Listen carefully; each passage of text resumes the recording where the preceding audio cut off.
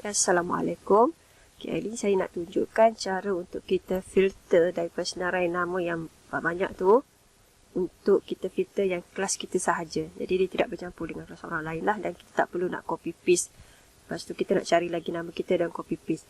Okay, jadi kat sini file TOB pelajar ni kita buat make a copy supaya dia tak mengganggu file yang asal,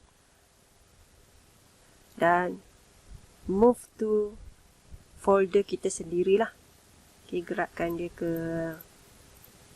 folder sendiri dalam My Drive. Okay, kemudian kita pergi kepada drive kita. Okay, dan kita buka yang TOB pelajar yang kita copy tadi. Okay, jadi kat sini okay, kita hide dahulu.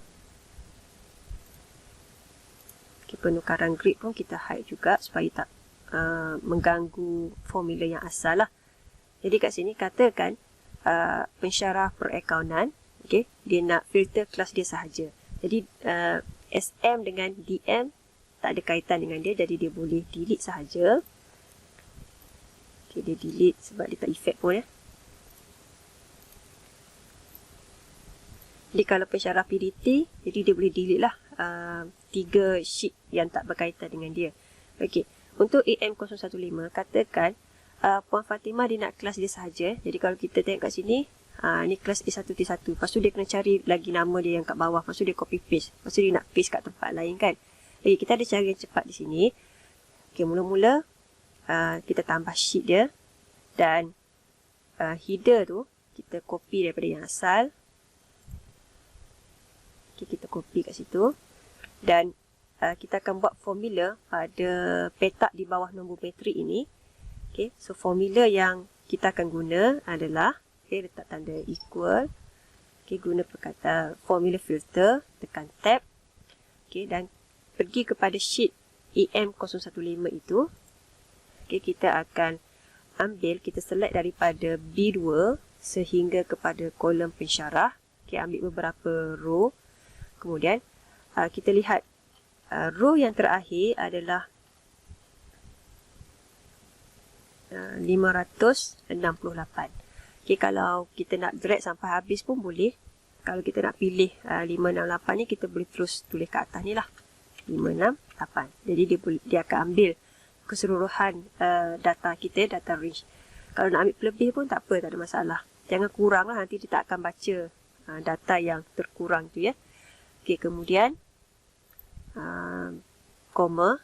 Okay, sekarang kita nak pilih kriteria apa yang kita nak filter kan. Kalau nak filter kelas, okay, kita akan pilih daripada kelas lah.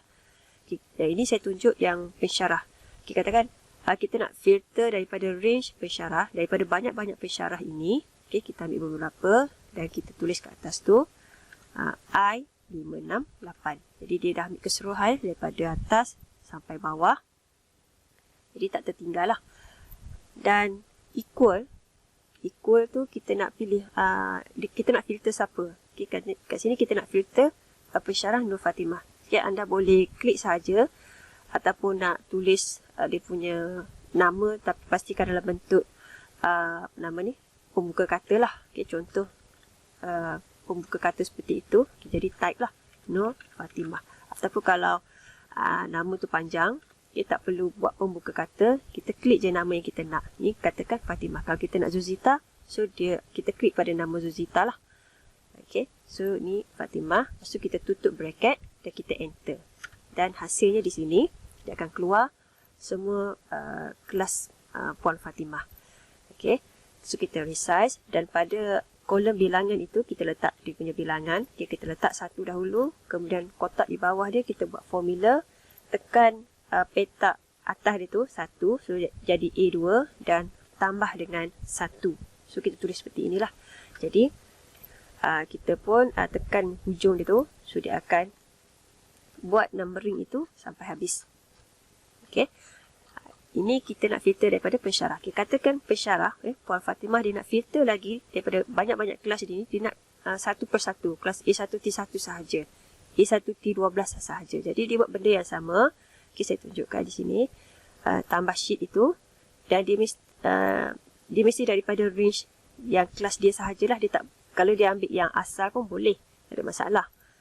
Okey, katakan dia ambil apa nama ni, tajuk dia dahulu. Okey, dan pada di petak inilah, sebab kalau kita letak di petak bilangan, dia akan ambil bilangan tu lah. Jadi kalau kita delete, dia akan hilang. Contoh kat sini, dia ada formula pada tempat ini. Kalau kita delete, dia akan hilang semua sekali. Okey. Jika apa nama ni, bilangan tu kita buat manual lah. Mungkin dia ada jam dia punya numbering tu kan. Jadi kalau manual, so senang. So kalau kita nak filter kelas sahaja, okay, formula yang sama, filter, dan pilih daripada kelas Puan Fatimah ni. Okay, yang ni sampai 100. Okay, kalau kita nak ambil sehingga 100 pun tak ada masalah. Jadi dia lebih pun tak ada masalah. Tapi pastikan apabila kita nak pilih kriteria itu, okay, sekarang ni kita nak pilih kriteria kelas. So kita kena select daripada kelas. Dia mesti sama sehingga 100 juga. Okay, kalau yang kuning ni B2 sampai I100, untuk kriteria pun dia mesti baca daripada 2 sampai 100. Okay, macam itulah. Dia tak boleh mula dengan D1 sampai D100, tak boleh. Okay, lepas tu dia equal dengan, okay, katakan kita nak kelas A1T12, kita tutup. So dia akan dapat A1T12 sahajalah. Okay, seperti itu. Dan buatlah numbering seperti tadi ya. Okay, dan anda boleh rename lah sheet tersebut. Okay, itu sahaja.